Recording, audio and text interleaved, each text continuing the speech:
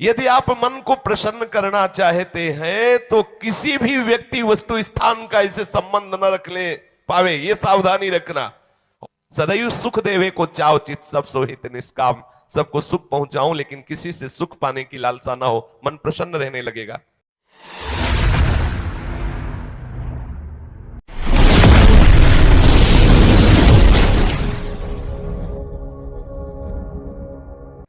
मन की प्रसन्नता बहुत बड़ा तप है। हर समय मन को प्रसन्न रखना बहुत बड़ी साधना है, बहुत बड़ा लाभ है जिसका हर समय मन प्रसन्न रहता है। जानते हो किसका मन प्रसन्न रहता है? जिसका मन प्रभु से अपनापन कर लिया है। मन को सदैव प्रसन्न रखना है तो भगवत संबंध से ही मन प्रसन्न रह सकता है। ये मन चंचल क्यों रहता है, अशांत क्यों रहता है? ये जितना विषयों का चिंतन करेगा, जितना नाशवान परिवर्तनशील वस्तु व्यक्ति स्थान का संबंध स्वीकार करेगा, उतना ही जलेगा, उतना ही अशांत रहेगा, उतना ही चंचल रहेगा।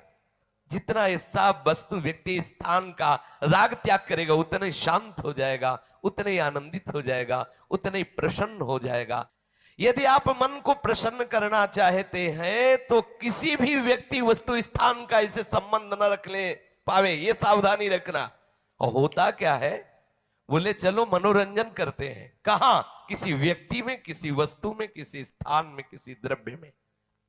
होता क्या है, मनोरंजन होता नहीं, एक नई जलन, एक नई चिंता, एक नई कामना, एक नई वासना, एक नया फसाव। चले थे आनंद लेने और फंस गए। हमारा मन प्रसाद, मन प्रसन्न कब होगा? बहुत ध्यान की बात है। भगवान कह रहे त्यागा शांति अनंतरम। यदि आप शांति देना चाहते हो अपने मन को, आनंद देना चाहते हो, प्रसन्नता पाना चाहते हो, तो आप वस्तु व्यक्ति स्थान के संबंध से रहित कर दो अपने मन को। एकमात्र प्रभु के चरणारविंद में आप अपने मन को लगा दो। फिर आप देखें आपका मन सदैव प्रसन्न रहेगा, क्योंकि प्रभु अविनाशी है, वस्तु व्यक्ति स्थान परिवर्तनशील है। वो एक रस प्रसन्न रह ही नहीं सकता जिसका वस्तु व्यक्ति स्थान से संबंध है, नहीं रह सकता, क्योंकि वो एक रस नहीं है तो मन कैसे एक रस होगा? वो विनाशी है, परिवर्तनशील है, मूल में दुख है, केवल ऊपर से सुखद दिखाई दे रहा है। मन में अशांति, दुख, क्लेश, बंधन का कारण है किसी वस्तु व्यक्ति स्थान से अपनापन कर लेना। सूक्ष्मता से देख लीजिए, अभी हम यही फंसे हैं, चाहे हम ज्ञानी भगत हो चाहे प्रेमी भगत हो, अभी केवल मन के भगत हैं, मन को अभी भक्ति के मार्ग में नहीं खड़ा कर पाए।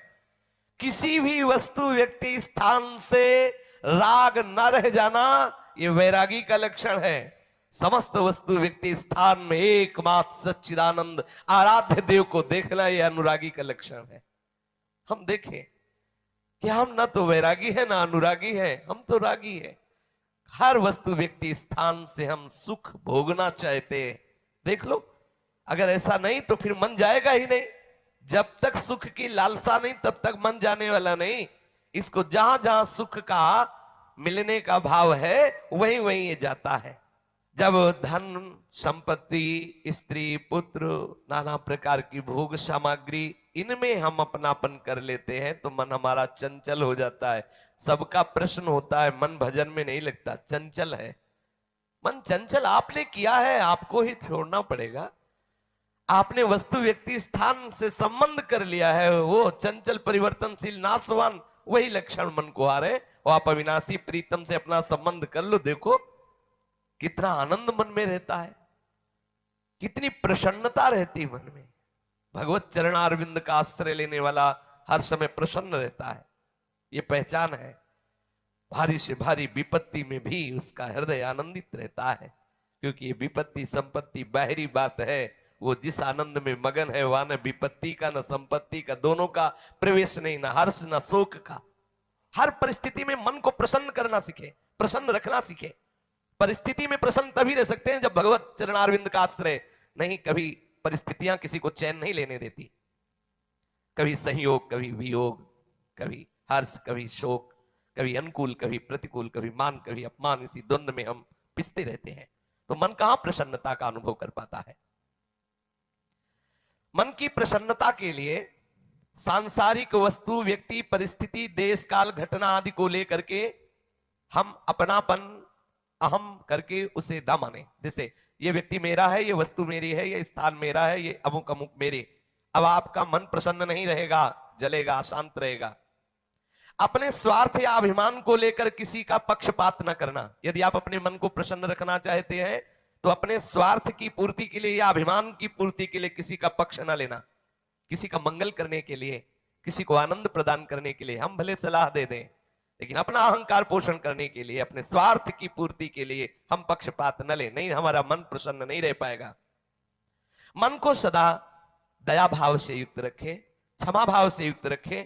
दूसरों को कैसे हम सुख पहुंचावें, ऐसे मननशील बने।